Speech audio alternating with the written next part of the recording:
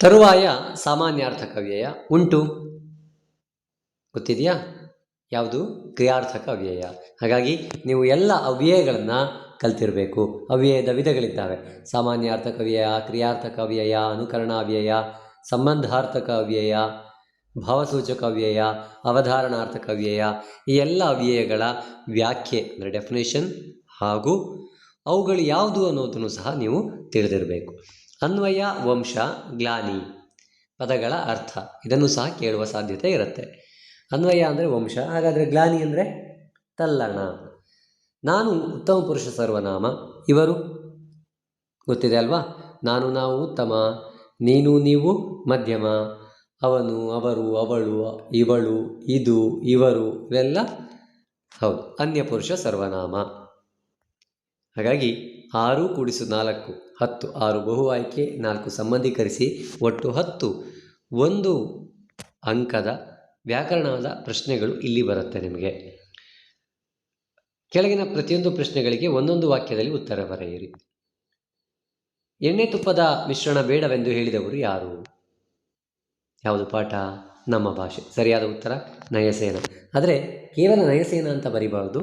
ಎಣ್ಣೆ ತುಪ್ಪದ ಮಿಶ್ರಣ ಬೇಡವೆಂದು ಹೇಳಿದವರು ನಯಸೇನ ಎಂಬುದಾಗಿ ಬರೆಯಿರಿ. ಶಾನುಭೋಗರ ಬ್ರಹ್ಮಾಸ್ತ್ರ ಯಾವುದು? ಯಾವುದು ಪಾಠ? ಎಲ್ಲ ಪ್ರಶ್ನೆಗಳು ಬಂದಾಗ ಒಮ್ಮೆ ಆ ಪಾಠ ಯಾವುದು ಅನ್ನೋದನ್ನು ಆಲೋಚಿಸಿ ಉತ್ತರವನ್ನು ಸುಲಭವಾಗಿ ಬರೀಬಹುದು. ಶಾನುಭೋಗರ ಬ್ರಹ್ಮಾಸ್ತ್ರ ಕಿರ್ದಿ ಪುಸ್ತಕ, ವ್ಯಾಘ್ರಗೀತೆ ಎನ್ನುವಂಥ ಪಾಠ. ನಾಲ್ವಡಿ ಕೃಷ್ಣರಾಜ ಒಡೆಯರು ಯಾವುದಕ್ಕೆ ಕಂಕಣಬದ್ಧರಾದರು? ಯಾವುದು ಪಾಠ? ನೆನಪಿದೆಯಾ? ಭಾಗ್ಯಶಿಲ್ಪಿಗಳು. ನಾಲ್ವಡಿ ಕೃಷ್ಣರಾಜ ಒಡೆಯರು ಮೈಸೂರಿನ ಸರ್ವತೋಮುಖ ಅಭಿವೃದ್ಧಿಗೆ ಕಂಕಣಬದ್ಧರಾದರು. ಮುಂದೆ ಇಂದಲ್ಲ ನಾಳೆ ಫಲ ಕೊಡುವ ಅಂಶಗಳಾವುವು? ಯಾವುದು ಪಾಠ? ಎದೆಗೆ ಬಿದ್ದ ಅಕ್ಷರ. ಭೂಮಿಗೆ ಬಿದ್ದ ಬೀಜ, ಎದೆಗೆ ಬಿದ್ದ ಅಕ್ಷರ, ಇಂದಲ್ಲ ನಾಳೆ ಫಲ ಕೊಡುತ್ತದೆ. ಮುಂದೆ 2 ಪ್ರಶ್ನೆಗಳು ಪದ್ಯದ್ದಾಗಿರುತ್ತೆ. ಕಾಡು ಮೇಡುಗಳ ಸ್ಥಿತಿ ಹೇಗಿದೆ? ಸಂಕಲ್ಪಗೀತೆ ಪದ್ಯ ಅಲ್ವಾ? ಕಾಡು ಮೇಡುಗಳ ಸ್ಥಿತಿ ಬರಡಾಗಿದೆ. ಹಕ್ಕಿಯು ಯಾವುದರ ಸಂಕೇತವಾಗಿದೆ? ಹಕ್ಕಿಯು ಕಾಲದ ಸಂಕೇತವಾಗಿದೆ. 2 ಪ್ರಶ್ನೆ ಪದ್ಯದ್ದು, 4 ಪಾಠದಿದೆ, 2 ಪದ್ಯದಿದೆ, 1 ಪಠ್ಯಪೂರಕ. ಪುಟ್ಟಪೋದಿಯು ಏನು ಮಾಡುತ್ತಿದ್ದಾಳೆ? ಪುಟ್ಟಪೋದಿಯು ಮುಸುರೆ ತಿಕ್ಕುತ್ತಿದ್ದಾಳೆ. ಹೀಗೆ ಮುಂದೆ ಕೆಳಗಿನ ಪ್ರಶ್ನೆಗಳಿಗೆ 3 ರಿಂದ 4 ವಾಕ್ಯಗಳಲ್ಲಿ ಉತ್ತರ ಬರೆಯಿರಿ. 10 ಪ್ರಶ್ನೆಗಳನ್ನು ಕೇಳಲಾಗತ್ತೆ. ಹೆಚ್ಚಾಗಿ 10ರಲ್ಲಿ 4 ಪಾಠದ್ದಾಗಿರುತ್ತೆ, 2 ಪದ್ಯ, ಇನ್ನು 4 ಪಠ್ಯಪೂರಕ ಪಾಠದ್ದಾಗಿರುವ ಸಾಧ್ಯತೆ ಹೆಚ್ಚಾಗಿರುತ್ತೆ. ವಾರ್ಷಿಕದಲ್ಲಿ ಖಂಡಿತ ಹೀಗೆ ಬರುತ್ತೆ, ಆದರೆ ಅರ್ಧವಾರ್ಷಿಕದಲ್ಲಿ ಸ್ವಲ್ಪ ಬದಲಾವಣೆ ಆಗಬಹುದು. ಮೊದಲ ಪ್ರಶ್ನೆ, ವ್ಯಾವಹಾರಿಕ ಮತ್ತು ಗ್ರಾಂಥಿಕ ಭಾಷೆಯ ಲಕ್ಷಣಗಳೇನು? ನಿಮ್ಗೆ ಈಗಾಗಲೇ ನೀವು ಬರೆದುಕೊಂಡಿರುವಂತಹ ನೋಟ್ಸ್ನಲ್ಲಿ ಇದೆ. ಇದು ನಮ್ಮ ಭಾಷೆಯ ಪಾಠ, ನೇರವಾಗಿ ಪಾಠದಲ್ಲೇ ಅಭ್ಯಾಸದಲ್ಲಿ ಇರುವಂಥ ಪ್ರಶ್ನೆ. ಶಾನುಭೋಗರು ಮೂರ್ಛೆಯಲ್ಲಿದ್ದಾಗ ನಡೆದ ಘಟನೆಗಳನ್ನು ವಿವರಿಸಿ. ಯಾವುದು ಪಾಠ? ವ್ಯಾಘ್ರಗೀತೆ. ನಾಲ್ವಡಿ ಕೃಷ್ಣರಾಜ ಒಡೆಯರ ಕಾಲದಲ್ಲಿ ಯಾವ ಕ್ಷೇತ್ರಗಳು ಸ್ವಯಂ ಆಡಳಿತ ಕ್ಷೇತ್ರಗಳಾದವು? ಭಾಗ್ಯಶಿಲ್ಪಿಗಳು ಎನ್ನುವ ಪಾಠ. ನೆಹರು ಅವರು ಸರ್ ಎಂ ವಿಶ್ವೇಶ್ವರಯ್ಯ ಅವರ ಬಗ್ಗೆ ಏನೆಂದು ಹೇಳಿದ್ದಾರೆ? ಯಾವುದು ಪಾಠ? ಇದು ಸಹ ಭಾಗ್ಯಶಿಲ್ಪಿಗಳು ಅನ್ನುವಂಥ ಪಾಠ. ಹಕ್ಕಿಯು ಯಾವ ಮೇರೆಯನ್ನು ಮೀರಿ ನೀರನ್ನು ಹೀರಿದೆ? ಹಕ್ಕಿ ಹಾರುತ್ತಿದೆ, ನೋಡಿದಿರಾ ಪಾಠ. ತಾನು ಹೋರಾಡುತ್ತಿರುವುದು ನೆಲಕ್ಕಲ್ಲ ಛಲಕ್ಕೆ ಎಂಬುದನ್ನು ದುರ್ಯೋಧನ ಹೇಗೆ ವಿವರಿಸುತ್ತಾನೆ? ಈ ಪಾಠ ಛಲಮನೆ ಮೆರವನು. 2 ಪದ್ಯದಿದೆ. ಮುಂದೆ ಭಗತ್ ಸಿಂಗ್ ಜಲಿಯನ್ ವಾಲಾಬಾಗ್ ಮಾರಣ ಹೋಮದಿಂದ ತೆಗೆದುಕೊಂಡ ನಿರ್ಧಾರವೇನು? ಪಠ್ಯಪೂರಕ. ಭಗತ್ ಸಿಂಗ್ ಪಾಠ. ಅಂದವಾದ ಬರವಣಿಗೆ ಬಗ್ಗೆ ಗಾಂಧೀಜಿಯವರ ಅಭಿಪ್ರಾಯವೇನು? ಉದಾತ್ತ ಚಿಂತನೆಗಳು ಪಾಠದ್ದು. ವಸಂತ ಮುಖದವರಲಿಲ್ಲ ಕವನದಲ್ಲಿ ಪ್ರಕೃತಿಯ ಸಂಭ್ರಮ ಹೇಗೆ ವ್ಯಕ್ತಗೊಂಡಿದೆ? ಪದ್ಯ ವಸಂತ ಮುಖ ತೋರಲಿಲ್ಲ ಇದರದ್ದು. ವಿವೇಕಾನಂದರ ದೃಷ್ಟಿಯಲ್ಲಿ ದೇಶದ ಪ್ರಗತಿ ಸ್ಥಿರವಾಗುವುದು ಯಾವಾಗ? ಪಾಠ ಉದಾತ್ತ ಚಿಂತನೆಗಳು. ಹಾಗಾಗಿ ಗಮನಿಸಿ ಮಕ್ಕಳೇ, ಇಲ್ಲಿ 4 ಗದ್ಯ, 2 ಪದ್ಯ ಮತ್ತು 4 ಪಠ್ಯಪೋಷಕದ್ದಾಗಿರುತ್ತೆ. ಹಾಗಾಗಿ ಇಲ್ಲಿ ಹೆಚ್ಚಿಗೆ ನೀವು ಗದ್ಯ ಮತ್ತು ಪಠ್ಯಪೋಷಕಕ್ಕೆ ಅತಿ ಹೆಚ್ಚಿನ ಗಮನವನ್ನು 3-4 ವಾಕ್ಯಗಳಲ್ಲಿ ನೀಡಬೇಕಾಗತ್ತೆ. ಇನ್ನು ಕೆಳಗಿನ ಕವಿ ಸಾಹಿತಿಗಳ ಸ್ಥಳ, ಕಾಲ, ಕೃತಿ, ಪ್ರಶಸ್ತಿಗಳನ್ನ ಕುರಿತು ವಾಕ್ಯ ರೂಪದಲ್ಲಿ ಬರೆಯಿರಿ. ನೆನಪಿರಲಿ, 2 ಕವಿ ಪರಿಚಯ ಕೇಳ್ತಾರೆ. ತಲಾ 3 ಅಂಕ, ಅಂದರೆ 6 ಅಂಕಗಳು ನಿಮಗೆ ಲಭಿಸುತ್ತೆ. ದೇವನೂರು ಮಹಾದೇವ ಮತ್ತು ರನ್ನ ಅವರ ಬಗ್ಗೆ ಕೇಳಿದ್ದಾರೆ. ನೀವು ಬರೆಯುವಾಗ ವಾಕ್ಯ ರೂಪದಲ್ಲೇ ಬರೀಬೇಕು. ಉದಾಹರಣೆಗೆ, ದೇವನೂರು ಮಹಾದೇವ ಅವರು ಕ್ರಿಸ್ತಶಕ 1948ರಲ್ಲಿ ಮೈಸೂರು ಜಿಲ್ಲೆಯ ನಂಜನಗೂಡು ತಾಲೂಕಿನ ದೇವನೂರು ಎಂಬಲ್ಲಿ ಜನಿಸಿದರು. ಈ ರೀತಿ ವಾಕ್ಯ ರೂಪದಲ್ಲಿ ಅವರ ಸ್ಥಳ, ಕಾಲ, ಕೃತಿ ಹಾಗೆ ಅವರಿಗೆ ದೊರೆತ ಪ್ರಶಸ್ತಿಗಳನ್ನು ಬರೀಬೇಕಾಗತ್ತೆ. ಮುಂದೆ ಕೆಳಗಿನ ಪದ್ಯಭಾಗಕ್ಕೆ ಪ್ರಸ್ತಾರ ಹಾಕಿ ಗಣ ವಿಭಾಗಿಸಿ ಛಂದಸ್ಸಿನ ಹೆಸರು ಬರೆಯಿರಿ. ಇಲ್ಲಿ ನೆನಪಿರಲಿ, ಛಂದಸ್ಸು ಕೇಳ್ತಾರೆ ನಿಮಗೆ, ಕಂದಪದ್ಯ, ಭಾಮಿನಿ ಷಟ್ಪದಿ ಅಥವಾ ವಾರ್ಧಕ ಷಟ್ಪದಿ ಕೇಳ್ತಾರೆ. ನಿಮಗೆ ಲಘುಗುರು ಹಾಕುವುದು ಸ್ಪಷ್ಟವಾಗಿ ಬಂದಲ್ಲಿ ನೀವು ಬಹುತೇಕ ಅಂಕವನ್ನು ಸುಲಭವಾಗಿ ಗಳಿಸಬಹುದು. ಹಾಗಾಗಿ ಮೊದಲು ಲಘುಗುರು ಹಾಕುವುದನ್ನು ಕಲಿಬೇಕು.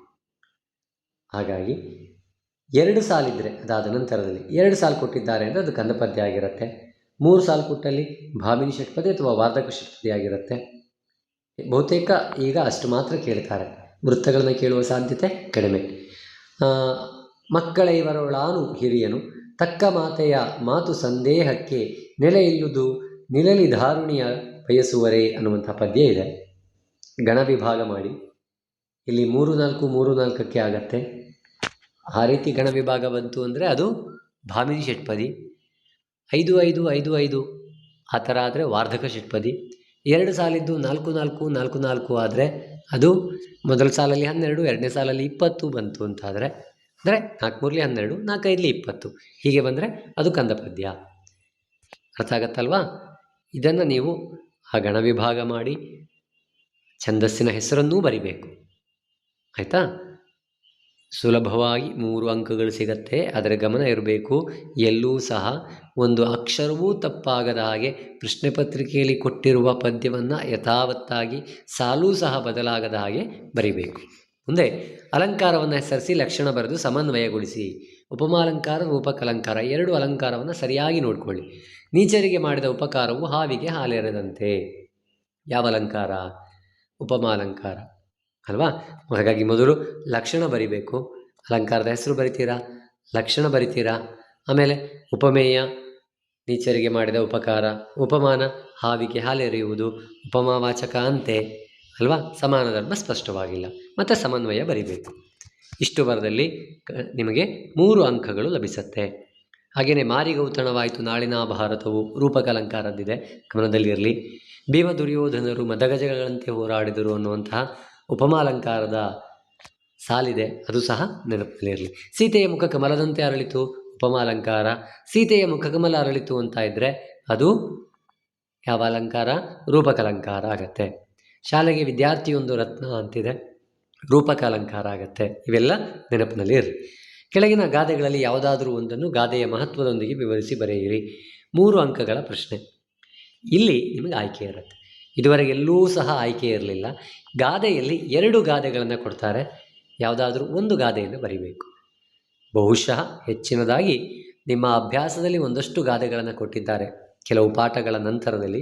ಆ ಗಾದೆಗಳನ್ನು ನೋಡ್ಕೊಳ್ಳಿ. ಒಂದು ಗಾದೆ ಅದಾಗಿದ್ದು ಇನ್ನೊಂದು ಗಾದೆ ಹೊರಗಿನಿಂದ ಕೇಳುವ ಸಾಧ್ಯತೆ ಇರುತ್ತೆ. ಕುಂಬಾರನಿಗೆ ವರ್ಷ, ದೊಣ್ಣೆಗೆ ನಿಮಿಷ, ಅಥವಾ ಕೂಡಿ ಬಾಳಿದರೆ ಸ್ವರ್ಗ ಸುಖ ಎಂಬ ಗಾದೆ ಇದೆ. ನೀವು ಮೊದಲು ಗಾದೆಯ ವಿವರಣೆಯನ್ನು ಬರಿಬೇಕು. ಗಾದೆ ಅಂದ್ರೇನು, ಗಾದೆಯ ಮಹತ್ವ ಏನು ಅಂಥೇಳಿ. ಆಮೇಲೆ ಕೊಟ್ಟಿರುವ ಗಾದೆಯ ವಿವರಣೆಯನ್ನು ಬರೆಯಿರಿ. ಕೆಲವು ಗಾದೆಗಳಿಗೆ ಹೊರ ಅರ್ಥ ಒಳ ಅರ್ಥ ಎರಡೂ ಇರುತ್ತೆ. ಅಂತಹ ಗಾದೆಯನ್ನು ಆಯ್ಕೆ ಮಾಡ್ಕೊಳ್ಳಿ. ಉದಾಹರಣೆಗೆ, ಕುಂಬಾರ ಒಂದು ಮಡಿಕೆಯನ್ನು ಮಾಡಬೇಕಾದ್ರೆ ತುಂಬ ಸಮಯ ತೆಗೆದುಕೊಳ್ತಾನೆ. ಹಾಗಾಗಿ ಕುಂಬಾರನಿಗೆ ವರ್ಷ ಎಂಬ ಮಾತಿದೆ. ಆದರೆ ಆ ವರ್ಷಗಟ್ಟಲೇ ಕಷ್ಟಪಟ್ಟು ಮಾಡಿದ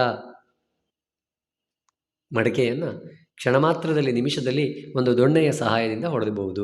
ಇದನ್ನು ದೊಣ್ಣೆಗೆ ನಿಮಿಷ ಎಂಬ ಅರ್ಥದಲ್ಲಿ ಹೇಳಲಾಗಿದೆ ಅಲ್ವಾ? ಇದು ಹೊರ ಅರ್ಥ. ಆದರೆ ಇದರ ಆಂತರ್ಯದ ಅರ್ಥ ತುಂಬ ಸೊಗಸಾಗಿದೆ. ಏನು? ನಾವು ಕಷ್ಟಪಟ್ಟು ಕಟ್ಟಿರುವುದನ್ನು ಕ್ಷಣ ಮಾತ್ರದಲ್ಲಿ ನಿರ್ನಾಮ ಮಾಡಬಹುದು ಎನ್ನುವ ಅರ್ಥವನ್ನು ಇದು ತಿಳಿಸುತ್ತೆ. ಹಾಗಾಗಿ ಇದರ ಅರ್ಥವನ್ನು ಸರಿಯಾಗಿ ನೀವು ಬರೆದಲ್ಲಿ 3 ಅಂಕಗಳು ನಿಮಗೆ ಸಿಗತ್ತೆ. ಮುಂದೆ ಕೆಳಗಿನ ವಾಕ್ಯ ಅಥವಾ ಹೇಳಿಕೆಗಳಿಗೆ ಸಂದರ್ಭ ಮತ್ತು ಸ್ವಾರಸ್ಯ ಬರೆಯಿರಿ. 6 ಸಂದರ್ಭಗಳನ್ನು ಕೇಳ್ತಾರೆ. ಅದರಲ್ಲಿ 3 ಪಾಠದ್ದಾಗಿದ್ದರೆ 3 ಪದ್ಯದ್ದಾಗಿರುತ್ತೆ. ಮೊದಲ 3 ಗದ್ಯ, ಆನಂತರದ 3 ಪದ್ಯ. ಹಾಗಾಗಿ ಇಲ್ಲಿ ಒಂದು ನೆನಪಿರಲಿ ನಿಮಗೆ, ಎಲ್ಲ ಪಾಠಗಳ ಲೇಖಕರ ಹೆಸರು, ಆಕರ ಗ್ರಂಥ ನೆನಪಿರಬೇಕು. ಉದಾಹರಣೆಗೆ ನಮ್ಮ ಭಾಷೆ, ಎಂ ಮರಿಯಪ್ಪ ಭಟ್ಟ, ಕನ್ನಡ ಸಂಸ್ಕೃತಿ ನಮ್ಮ ಹೆಮ್ಮೆ. ಎರಡನೇದು ವ್ಯಾಘ್ರಗೀತೆ, ಎನ್ ಮೂರ್ತಿರಾವ್, ಸಮಗ್ರ ರೈತ ಪ್ರಬಂಧಗಳು. ಈ ರೀತಿಯಲ್ಲಿ ನೆನಪಿಟ್ಕೊಳ್ಳಿ. ಸಂಕಲ್ಪ ಗೀತೆ, GS ಶಿವರುದ್ರಪ್ಪ, ತುಂಬಿ ಹಾಡುವೆನು. ಹಕ್ಕಿ ಹಾರುತ್ತಿದೆ ನೋಡಿದ್ದೀರಾ, ಯಾರು ಬರೆದಿದ್ದು? ದ.ರಾ. ಬೇಂದ್ರೆ, ಗರಿ ಎಂಬ ಕವನ ಸಂಕಲನ. ಈ ರೀತಿಯಲ್ಲಿ ದೇವರೇ ಮರ ಹತ್ತುವಷ್ಟು ಅವಕಾಶ ಕರುಣಿಸು. ಮೊದಲು ಯಾವ ಪಾಠ ಅಂತ ಆಲೋಚಿಸಿ ಆಯ್ಕೆ ಬರೀರಿ. ಆಮೇಲೆ ಸಂದರ್ಭ ಬರೆಯಿರಿ, ಆಮೇಲೆ ಆ ವಾಕ್ಯದ ವಿಶೇಷತೆ ಏನು, ಸ್ವಾರಸ್ಯ ಏನು ಅನ್ನೋದನ್ನು ಬರೆಯಿರಿ. ಅವರವರಿಗೆ ಅವರವರ ಪ್ರಜ್ಞೆಯೇ ದೇವರಾಗಿತ್ತು, ಎದೆಗೆ ಬಿದ್ದ ಅಕ್ಷರ ಅನ್ನುವಂತಹ ಪಾಠ. ಆಯ್ಕೆ, ಸಂದರ್ಭ, ಸ್ವಾರಸ್ಯ ಈ ರೀತಿಯಲ್ಲಿ ಬರೀಬೇಕು. ಸಾಮಾಜಿಕ ಕಾನೂನುಗಳ ಹರಿಕಾರ, ನಾಲ್ವಡಿ ಕೃಷ್ಣರಾಜ ಒಡೆಯರ್ ಅವರ ಬಗ್ಗೆ ಹೇಳುವ ಸಂದರ್ಭದಲ್ಲಿ ಬಂದ ಮಾತು, ಭಾಗ್ಯಶಿಲ್ಪಿಗಳು ಎಂಬ ಪಾಠ. ಮುಂಗಾರಿನ ಮಳೆಯಾಗೋಣ, ಸಂಕಲ್ಪಗೀತೆ ಪದ್ಯ. ಮಾರಿಗೌತಣವಾಯಿತು ನಾಳಿನ ಭಾರತವು, ಯಾವುದು ಪದ್ಯ? ಕೌರವೇಂದ್ರನ ಕೊಂದೆ ನೀನು. ಮೇಣಾಯಿತು ಕೌರವಂಗವನಿತಳಂ. ನಾವು ಕೆಲವು ಸಾರಿ ಇಲ್ಲಿ ಸ್ವಲ್ಪ ಗೊಂದಲಕ್ಕೊಳಗಾಗ್ತೀವಿ. ಕೌರವ ಅನ್ನೋ ಸಾಲು ಬಂದ ಕೂಡಲೇ ಕೌರವೇಂದ್ರನ ಕೊಂದೆ ನೀನು ಇರಬಹುದು ಅಂಥೇಳಿ, ಆದರೆ ಅದಲ್ಲ. ಮೇಣಾಯಿತು ಕೌರವಂಗವನಿತಳಂ ಯಾವುದು ಪಾಠ? ಛಲಮನೆ ಮೆರವೆಂ ಅನ್ನುವಂತಹ ಪದ್ಯ. ದುರ್ಯೋಧನ ಹೇಳುವಂತಹ ಮಾತಿದು ಭೀಷ್ಮಾಚಾರ್ಯರ ಬಳಿ. ಮುಂದೆ ಕೆಳಗಿನ ಪದ್ಯ ಭಾಗವನ್ನು ಪೂರ್ಣಗೊಳಿಸಿ ಬರೆಯಿರಿ. ನಿಮಗೆ 4 ಪದ್ಯಗಳಿದ್ದಾವೆ. ಆ 4 ಪದ್ಯಗಳಲ್ಲಿ 2 ಚರಣಗಳನ್ನು ಕೊಡ್ತಾರೆ ನಿಮಗೆ. ಯಾವುದಾದ್ರೂ ಒಂದೊಂದು ಚರಣಗಳನ್ನು ಕಲ್ತ್ಕೊಳ್ತಾ ಹೋಗಿ. 4 ಸಾಲು ಇರ್ತಕ್ಕಂಥದ್ದು ಸಾಕಾಗತ್ತೆ. ಏಕೆಂದರೆ ಹಕ್ಕಿ ಹಾರುತ್ತಿದೆ ಪದ್ಯದಲ್ಲೇ 2 ಪದ್ಯಗಳನ್ನು ಕೊಟ್ಟು 1 ಪದ್ಯ ಭಾಗವನ್ನು ಕೇಳ್ತಾರೆ. ಅಥವಾ ಸಂಕಲ್ಪಗೀತೆಯ 2 ಪದ್ಯಗಳಲ್ಲಿ 1, ಛಲಮನೆ ಮೆರವೆಂ 2 ಪದ್ಯಗಳು ಕಂಠಪಾಠಕ್ಕಿದೆ, 1 ಕೇಳ್ಬೋದು. ಕೌರವೇಂದ್ರನ ಕೊಂದೆ ನೀನು ಅಲ್ಲೂ ಸಹ 2 ಪದ್ಯಗಳಿದ್ದಾವೆ ಪದ್ಯಭಾಗ, ಅದರಲ್ಲಿ 1 ಪದ್ಯಭಾಗವನ್ನು ಕೇಳ್ಬೋದು. ಮುಂದೆ ಪದ್ಯಭಾಗವನ್ನು ಓದಿ ಅರ್ಥ ಮಾಡಿಕೊಂಡು ಅಡಕವಾಗಿರುವ ಮೌಲ್ಯವನ್ನು ಆಧರಿಸಿ ಸಾರಾಂಶ ಬರೆಯಿರಿ. ಬಿದ್ದುದನ್ನು ಮೇಲೆಬ್ಬಿಸಿ ನಿಲ್ಲಿಸಿ ಹೊಸ ಭರವಸೆಗಳ ಕಟ್ಟೋಣ, ಮನುಜರ ನಡುವಣ ಅಡ್ಡಗೋಡೆಗಳ ಕೆಡುವುತ ಸೇತುವೆಯಾಗೋಣ. ನೆನ್ಪಿಟ್ಕೊಳ್ಳಿ, ಇದು ಯಾವುದು ಪದ್ಯ? ಹೌದು, ಸಂಕಲ್ಪಗೀತೆ. ಹಾಗಾಗಿ ಪ್ರಾರಂಭದಲ್ಲಿ ಇದನ್ನು ಬರೆಯಿರಿ. ಈ ಪದ್ಯ ಭಾಗವನ್ನು GS ಶಿವರುದ್ರಪ್ಪ ಅವರು ಬರೆದಿರುವ ಎದೆ ತುಂಬಿ ಹಾಡುವೆನು ಎಂಬ ಆಕರ ಗ್ರಂಥದಿಂದ ಆಯ್ದ ಸಂಕಲ್ಪಗೀತೆ ಎಂಬ ಪದ್ಯ ಭಾಗದಿಂದ ಆರಿಸಿಕೊಳ್ಳಲಾಗಿದೆ. ಆನಂತರದಲ್ಲಿ ಈ ಪದ್ಯ ಭಾಗ ಏನು ಹೇಳುತ್ತೆ ಅನ್ನೋದನ್ನು ಒಟ್ಟಾರೆಯಾಗಿ ಹೇಳಿ. GS ಶಿವರುದ್ರಪ್ಪ ಅವರು ನಾವು ಜೀವನದಲ್ಲಿ ಕೈಗೊಳ್ಳಬೇಕಾದ ಸಂಕಲ್ಪ ಮತ್ತು ಅನುಷ್ಠಾನದ ಕುರಿತು ಸೊಗಸಾಗಿ ವಿವರಿಸಿದ್ದಾರೆ ಅಂತ ಬರೆದು ಮತ್ತೆ ವಿವರಣೆಯನ್ನು, ಅದರ ಸಾರಾಂಶವನ್ನು, ಮೌಲ್ಯವನ್ನು ಆಧರಿಸಿ ಬರಿತಾ ಹೋಗಿ. ಈ ಪದ್ಯದಲ್ಲಿ ಹೊರಾರ್ಥ ಒಳಾರ್ಥ ಎರಡೂ ಇದೆ. ಎರಡನ್ನೂ ನೀವು ಸೊಗಸಾಗಿ ಬರಿತಾ ಹೋಗಬೇಕಾಗತ್ತೆ. ಮುಂದೆ 8 ವಾಕ್ಯಗಳಲ್ಲಿ ಉತ್ತರ ಬರೆಯಿರಿ. ಭಾಷೆ ಸತ್ವಪೂರ್ಣವಾಗಿ ವಿಕಾಸಗೊಳ್ಳುವುದು ಯಾವಾಗ? ಅಥವಾ ಕನ್ನಡ ಭಾಷೆ ಸಮೃದ್ಧವಾಗಿ ರೂಪುಗೊಂಡ ಬಗೆ ಹೇಗೆ? ಎಲ್ಲ ಗದ್ಯದ 8 ವಾಕ್ಯದ ಒಂದೊಂದು ಪ್ರಶ್ನೆಗಳನ್ನು ಕರೆಕ್ಟಾಗಿ ನೀವು ಕಲಿಬೇಕಾಗತ್ತೆ. ತುಂಬ ಸರಿಯಾಗಿ ಒಂದೊಂದು ಪ್ರಶ್ನೆಗಳನ್ನು ನೀವು ಕಲಿತಲ್ಲಿ ಬಹುತೇಕ ಇದರಲ್ಲಿ ಸುಲಭವಾಗಿ ಅಂಕಗಳನ್ನು ಗಳಿಸ್ಬೋದು. ಅಥವಾ ಇನ್ನೊಂದು ಪದ್ಯಭಾಗದಿಂದಲೂ ಒಂದು ಪ್ರಶ್ನೆ ಇರುತ್ತೆ. ಪಾಂಡವರು ಸಹೋದರರು ಎಂದು ತಿಳಿಸಿದಾಗ ಕರ್ಣನ ಮನಸ್ಥಿತಿಯನ್ನು ತಿಳಿಸಿ. ಅಥವಾ ಶ್ರೀಕೃಷ್ಣನು ಕರ್ಣನಿಗೆ ಒಡ್ಡಿದ ಆಮಿಷಗಳೇನು? ಇದಕ್ಕೆ ನೀವು ಮಾಡಬೇಕಾದ ಕೆಲಸ ಏನು ಅಂದರೆ 4 ಪದ್ಯಗಳ ಸಾರಾಂಶವನ್ನು ಕಲಿಯಿರಿ. ಆ 4 ಪದ್ಯಗಳ ಸಾರಾಂಶವನ್ನು ಕಲಿತ್ರೆ ಇಲ್ಲಿ ನೀವು ಇಲ್ಲೂ ಉತ್ತರ ಬರಿಬೋದು, ಭಾವಾರ್ಥಕ್ಕೂ ಉತ್ತರ ಬರಿಬೋದು. 8 ವಾಕ್ಯ ಹೇಗಿದ್ದರೂ ಬರಿತೀರಿ, ಭಾವಾರ್ಥಕ್ಕೆ ಬರಿತೀರಿ, 3-4 ವಾಕ್ಯಕ್ಕೆ ಬರೀಬಹುದು. 1 ಅಂಕದ ಪ್ರಶ್ನೆಗಳಿಗೂ ಉತ್ತರ ಬರೀಲಿಕ್ಕಾಗತ್ತೆ. ಹಾಗಾಗಿ ಎಲ್ಲ ಪದ್ಯಗಳ ಭಾವಾರ್ಥವ ನಿಮಗೆ ತುಂಬ ಚೆನ್ನಾಗಿ ಗೊತ್ತಿರಬೇಕಾಗತ್ತೆ. ಮುಂದೆ ಅಪಠಿತ ಗದ್ಯ, ಒಂದು ಗದ್ಯ ಭಾಗವನ್ನು ಕೊಡ್ತಾರೆ. ಆ ಗದ್ಯ ಭಾಗವನ್ನು ಓದಿ ಅರ್ಥೈಸ್ಕೊಂಡು 2 ಪ್ರಶ್ನೆಗಳನ್ನು ಕೊಡ್ತಾರೆ. ಆ 2 ಪ್ರಶ್ನೆಗಳಿಗೆ ಉತ್ತರವನ್ನು ಬರಿಬೇಕು. ನಿಮಗೆ 4 ಅಂಕಗಳಲ್ಲಿ ಸುಲಭವಾಗಿ ಸಿಗುತ್ತೆ. ಸ್ವಲ್ಪ ಆಲೋಚಿಸಿ ನೀವು ಉತ್ತರವನ್ನು ಬರಿಬೇಕು. ಮುಂದೆ ಪತ್ರಲೇಖನ, 2 ಪತ್ರಲೇಖನಗಳಿರ್ತವೆ. ಒಂದು ವ್ಯಾವಹಾರಿಕ, ಇನ್ನೊಂದು ಖಾಸಗಿ. ಸಾಧಾರಣವಾಗಿ ವ್ಯಾವಹಾರಿಕ ಪತ್ರವನ್ನು ಆಯ್ಕೆ ಮಾಡಿಕೊಳ್ಳಿ, ಖಾಸಗಿ ಪತ್ರಕ್ಕಿಂತಲೂ ಅದು ಹೆಚ್ಚಿಗೆ ಒಳ್ಳೆಯದು. ಏಕೆಂದರೆ ಅಲ್ಲಿ ಹಂತಗಳಿದ್ದಾವೆ. ಇವರಿಂದ ಇವರಿಗೆ, ಮಾನ್ಯರೇ, ವಿಷಯ, ಅನಂತರ ವಿಷಯದ ವಿವರಣೆ, ಧನ್ಯವಾದಗಳೊಂದಿಗೆ, ಬಲಭಾಗದಲ್ಲಿ ಕೊನೆಯ ತುದಿಯಲ್ಲಿ ಇಂತಿ ತಮ್ಮ ವಿಶ್ವಾಸಿ, ಮೇಲ್ಭಾಗದಲ್ಲಿ ಬಲಭಾಗದಲ್ಲಿ ಸ್ಥಳ ಮತ್ತು ದಿನಾಂಕ. ಈ ರೀತಿಯಲ್ಲಿ ಬರೆದರೆ ನಿಮಗೆ ವ್ಯಾವಹಾರಿಕ ಪತ್ರದಲ್ಲಿ ಹೆಚ್ಚು ಅಂಕಗಳು ಸಿಗುವ ಸಾಧ್ಯತೆ ಇರುತ್ತೆ. ಇಲ್ಲಿ ಯಾವುದು ಕೊಟ್ಟಿದ್ದಾರೆ? ನಿಮ್ಮನ್ನು ಚಿಕ್ಕಮಗಳೂರಿನ ಸರ್ಕಾರಿ ಪ್ರೌಢಶಾಲೆಯ ವಿದ್ಯಾರ್ಥಿ ಶ್ರೀನಿಧಿ ಎಂದು ಭಾವಿಸಿಕೊಂಡು ಅತಿವೃಷ್ಟಿಯಿಂದ ಉಂಟಾದ ಸಮಸ್ಯೆ ವಿವರಿಸಿ ಅದಕ್ಕೆ ಪರಿಹಾರ ಒದಗಿಸುವಂತೆ ಕೋರಿ ನಿಮ್ಮ ಜಿಲ್ಲೆಯ ಜಿಲ್ಲಾಧಿಕಾರಿಗಳಿಗೆ ಒಂದು ಮನವಿ ಪತ್ರ ಬರೆಯಿರಿ ಅನ್ನೋದು ಕೊಟ್ಟಿದ್ದಾರೆ. ಮನವಿ ಪತ್ರ ಇದು ಜಿಲ್ಲಾಧಿಕಾರಿಗಳಿಗೆ ಬರೀಬೇಕು. ಗೊತ್ತಾಗತ್ತಲ್ವ? ಹಾಗಾಗಿ ಇಂದ ಯಾವುದು? ಶ್ರೀನಿಧಿ, ಸರ್ಕಾರಿ ಪ್ರೌಢಶಾಲೆ ಚಿಕ್ಕಮಗಳೂರು. ಇವರಿಗೆ ಜಿಲ್ಲಾಧಿಕಾರಿಗಳು, ಚಿಕ್ಕಮಗಳೂರು ಜಿಲ್ಲೆ. ಆಯಿತಾ? ಮಾನ್ಯರೇ, ಮಾನ್ಯ ಜಿಲ್ಲಾಧಿಕಾರಿಗಳು ಅಂತ ಬರೀಬಹುದು. ಆಯಿತಾ? ಕರ್ನಾಟಕ ಸರ್ಕಾರ, ಚಿಕ್ಕಮಗಳೂರು ಜಿಲ್ಲೆ. ಆಮೇಲೆ ಮಾನ್ಯರೇ, ವಿಷಯ, ಅತಿವೃಷ್ಟಿಯಿಂದ ಉಂಟಾದ ಸಮಸ್ಯೆಗೆ ಪರಿಹಾರ ಕೋರಿ ಮನವಿ. ಆಮೇಲೆ ವಿವರಣೆ ಬರೀರಿ. ಅತಿವೃಷ್ಟಿ ಅಂದರೆ ಗೊತ್ತಿರಬೇಕು, ಅತಿಯಾದ ಮಳೆ, ಅದರಿಂದ ಆಗ್ತಕ್ಕಂಥ ಸಮಸ್ಯೆ ಏನೇನಾಗಿದೆ ಅನ್ನೋದನ್ನು ವಿವರಿಸಿ ಅದಕ್ಕೆ ಪರಿಹಾರವನ್ನು ಎಷ್ಟು ಬಯಸ್ತಾ ಇದ್ದೀರಾ, ಏನು ಬಯಸ್ತಾ ಇದ್ದೀರಾ ಅಲ್ಲಿ ವಿವರಿಸಿ ಪತ್ರವನ್ನು ಬರೆಯಿರಿ. ಅಥವಾ ನಿಮ್ಮನ್ನು ಉಡುಪಿ ಜಿಲ್ಲೆಯ ಕುಂದಾಪುರ ತಾಲೂಕಿನ ಸರ್ಕಾರಿ ಪ್ರೌಢಶಾಲೆ ಹಾಲಾಡಿಯ ವಿದ್ಯಾರ್ಥಿನಿ ದೀಪಾ ಎಂದು ಭಾವಿಸಿಕೊಂಡು ಶಾಲೆಯಲ್ಲಿ ಕೈಗೊಂಡ ಶಾಲಾ ವಾರ್ಷಿಕೋತ್ಸವಕ್ಕೆ ಆಹ್ವಾನಿಸಿ ಚಿಕ್ಕಮಗಳೂರಿನ ವಿನೋಬಾ ನಗರದಲ್ಲಿ ವಾಸವಾಗಿರುವ ಸುರೇಶ ಎಂಬ ಹೆಸರಿನ ತಂದೆಗೆ ಪತ್ರ ಬರೆಯಿರಿ ಅಂತಿದೆ. ಇದು ಖಾಸಗಿ ಪತ್ರ. ಗೊತ್ತಿದೆ ಅಲ್ವಾ? ಕ್ಷೇಮ, ಶ್ರೀ, ಹೆಸರು ಮತ್ತು ಸ್ಥಳ, ದಿನಾಂಕವನ್ನು ಬರಿತೀರಿ. ಪೂಜ್ಯ ತಂದೆಯವರಿಗೆ ನಿಮ್ಮ ಮಗಳಾದ ದೀಪಾ ಮಾಡುವ ನಮಸ್ಕಾರಗಳು ಅದೆಲ್ಲ ಬರಿತೀರಾ. ಆಮೇಲೆ ಯಾವ ಕಾರಣಕ್ಕೆ ಪತ್ರ ಬರಿತೀರಾ ಅದು ವಿವರಣೆ ಬರಿತೀರಾ. ಹೊರವಿಳಾಸ ಗೆಯನ್ನು ಸಹ ಬರಿಬೇಕಾಗತ್ತೆ. ಮುಂದೆ ಕೆಳಗಿನ ಯಾವುದಾದ್ರೂ ಒಂದು ವಿಷಯದಲ್ಲಿ 15 ವಾಕ್ಯಗಳಿಗೆ ಕಡಿಮೆ ಇಲ್ಲದಂತೆ ಪ್ರಬಂಧ ಬರೆಯಿರಿ. 2 ಪ್ರಬಂಧ, ಪ್ರಾಚ್ಯ ಸ್ಮಾರಕಗಳ ಸಂರಕ್ಷಣೆ ಅಥವಾ ರಾಷ್ಟ್ರೀಯ ಭಾವೈಕ್ಯತೆ 2 ಕೊಡ್ತಾರೆ. ನೀವು ಯಾವುದಾದ್ರೂ ಒಂದನ್ನು ಬರಿಬೇಕಾಗತ್ತೆ. ಇಲ್ಲಿ ಗಮನಿಸಿ, ನಿಮಗೆ ಪಠ್ಯದಲ್ಲಿ ಎಲ್ಲ ಗದ್ಯ ಭಾಗದ ಕೆಲವು ಗದ್ಯ ಭಾಗದ ಕೊನೆಯಲ್ಲಿ ಪ್ರಬಂಧ ಕೊಟ್ಟಿದ್ದಾರೆ. ರಾಷ್ಟ್ರೀಯ ಹಬ್ಬಗಳು, ರಾಷ್ಟ್ರೀಯ ಭಾವೈಕ್ಯತೆ ಅನ್ನುವಂಥದ್ದಿದೆ, ಸಾಮಾಜಿಕ ಪಿಡುಗುಗಳು ಅಂತೇಳಿ.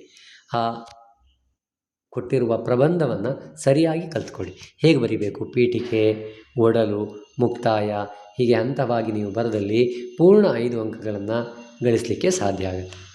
ಪ್ರೀತಿಯ ವಿದ್ಯಾರ್ಥಿಗಳೇ, ಇದಿಷ್ಟು ಒಂದು ಮಾದರಿ ಅರ್ಧವಾರ್ಷಿಕ ಪರೀಕ್ಷೆಯ ಪ್ರಶ್ನೆ ಪತ್ರಿಕೆಯನ್ನು ನಿಮ್ಮೊಂದಿಗೆ ಹಂಚಿಕೊಂಡಿತ್ತು. ಇದರ ನೀಲನಕ್ಷೆಯನ್ನು ನಾವು ನೋಡೋದಾದರೆ, ನಮ್ಮ ಭಾಷೆ ಪಾಠದಿಂದ 7 ಅಂಕ, ವ್ಯಾಘ್ರಗೀತೆಯಿಂದ 6, ಭಾಗ್ಯಶಿಲ್ಪಿಗಳಿಂದ 8, ಎದೆಗೆ ಬಿದ್ದ ಅಕ್ಷರದಿಂದ 7, ಒಟ್ಟು 28 ಅಂಕಗಳು ಗದ್ಯ ಭಾಗದಿಂದ ಬಂದಿದೆ. ಪ್ರಶ್ನೆಗಳು 13 ಇದೆ. 3, 3, 4, 3 ಗಮನಿಸ್ತಾ ಇದ್ದೀರಾ. ಪದ್ಯ ಭಾಗದಿಂದ 30 ಅಂಕಗಳು. ಸಂಕಲ್ಪಗೀತೆ 8, ಹಕ್ಕಿ ಹಾರುತ್ತಿದೆ 7, ಕೌರವೇಂದ್ರನ ಕೊಂದ ನೀನು 7, ಛಲಮನೆ ಮೆರವೆ 8. ಪ್ರಶ್ನೆಗಳು 3, 3, 2, 3 ಹೀಗೆ. ಪಠ್ಯಪೋಷಕ ಅಧ್ಯಯನದಿಂದ 9 ಅಂಕಗಳು ಬರ್ತದೆ. ಎಷ್ಟು? ವಸಂತ ಮುಖ ತೋರಲಿಲ್ಲ 3, 2 ಪ್ರಶ್ನೆ ಬಂದಿದೆ 3 ಅಂಕಕ್ಕೆ. ಭಗತ್ ಸಿಂಗ್ ಪಾಠದಿಂದ 2, 1 ಪ್ರಶ್ನೆ 2 ಅಂಕಕ್ಕೆ. ಉದಾತ್ತ ಚಿಂತನೆಗಳಿಂದ 2 ಪ್ರಶ್ನೆ 2, 4 ಅಂಕ, 2 ಪ್ರಶ್ನೆಗಳು ಬಂದಿದ್ದಾವೆ. ಒಟ್ಟು 9 ಅಂಕಗಳು. ಗೊತ್ತಿರಲಿ, ಗದ್ಯದಿಂದ 28, ಪದ್ಯದಿಂದ 30, ಪಠ್ಯಪೋಷಕದಿಂದ 9 ಅಂಕಗಳು ಬರುತ್ತೆ. ಅಪಠಿತ ಗದ್ಯದಿಂದ 4 ಅಂಕ ಬರುತ್ತೆ. ವ್ಯಾಕರಣ, ಛಂದಸ್ಸು, ಅಲಂಕಾರ ಇದರಿಂದ ನಿಮಗೆ 29 ಅಂಕಗಳು ಸಿಗತ್ತೆ. ನೆನಪಿರಲಿ, ವ್ಯಾಕರಣಾಂಶಗಳಿಗೆ 10, ಅಲ್ಲಿ ಬಹು ಆಯ್ಕೆ ಮತ್ತು ಸಂಬಂಧೀಕರಿಸಿ 6 + 4 10, ಅಲಂಕಾರ 3, ಛಂದಸ್ಸು 3, ಗಾದೆ ವಿಸ್ತರಣೆ 3, ಪತ್ರಲೇಖನ 5, ಪ್ರಬಂಧ ಲೇಖನ 5. ಹಾಗಾಗಿ 29 ಅಂಕ ಕೂಡಿಸು ಈ 4 ಅಂಕಗಳನ್ನು ನಾವು ಸೇರಿಸ್ಕೊಳ್ಬೋದು. 33 ಅಂಕಗಳು ನಿಮಗೆ ವ್ಯಾಕರಣ, ಅಲಂಕಾರ, ಛಂದಸ್ಸು, ವಾಕ್ಯ ರಚನೆ ಇದರಿಂದ ಬರುತ್ತೆ. ಧನ್ಯವಾದಗಳು.